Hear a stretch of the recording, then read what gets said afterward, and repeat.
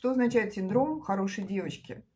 Ну, вы, наверное, и сами знаете, что это состояние, когда мы стремимся угодить другим, даже за счет собственного благополучия, когда интересы, чувства, желания других ставятся выше собственных. И так мы поступаем ежедневно, да, в каждой ситуации, когда есть выбор между нашими интересами и интересами кого-то еще, почему-то мы выбираем интересы другого человека.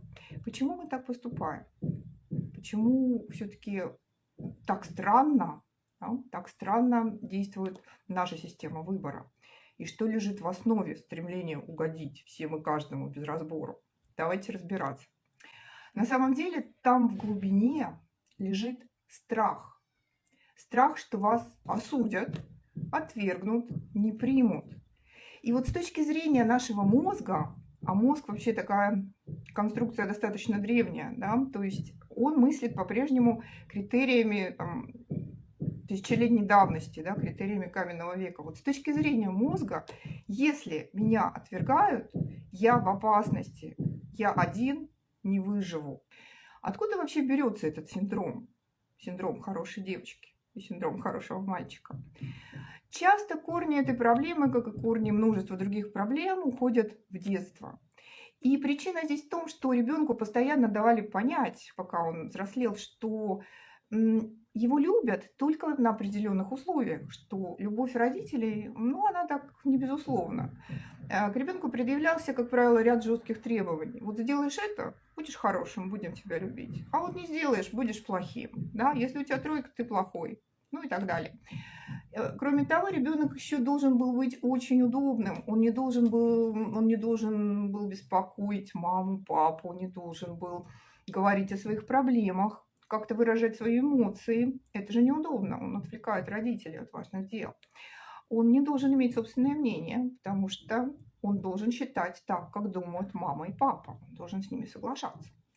И в таких семьях обычно игнорировалась вообще эмоциональная сторона в общении с ребенком, игнорировались его проблемы, а вот проблемы мамы и папы надо было обсуждать, с ними надо было считаться, надо было оказывать эмоциональную поддержку маме и папе, когда им было трудно. Ну и надо было их слушаться, нельзя было их огорчать, это уж само собой. Да? Эмоции никакие такому ребенку проявлять было нельзя, неудобно. Да? Он не должен был плакать, он не должен был злиться, он не должен был каким-то образом выражать свой гнев. Да? Он должен был тихонечко сидеть в уголочке, не обижаться, быть вежливым, тихим, спокойным. Когда мама, папа хотели выговориться, естественно, он должен был их слушать, может быть, даже давать советы и выполнять все, что ему говорили. Да? Ну, не обременять своими проблемами. По части желаний у такого ребенка тоже там ставился очень жесткий запрет. Вот в конечном итоге ребенок делал вывод, что желать чего-то неправильно.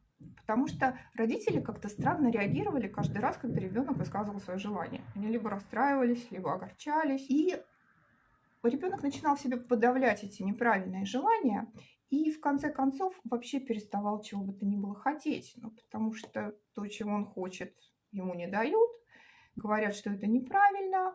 Ну и на каком-то этапе ребенок вырабатывает такую взрослую стратегию совладания и говорит, это не мне, не дают то, что я хочу, а я вообще ничего не хочу. И все, и как бы не перестает что-то хотеть. И вот вырастая, такой человек, мальчик, девочка, он по-прежнему действует по этой модели, потому что та ситуация, которую ребенок проживает в детстве, вот те отношения с родителями, с окружением, которое у него было в детстве, вот каким бы трэшовым ни было это отношение с родителями, или вообще с окружением, он это принимает как норму.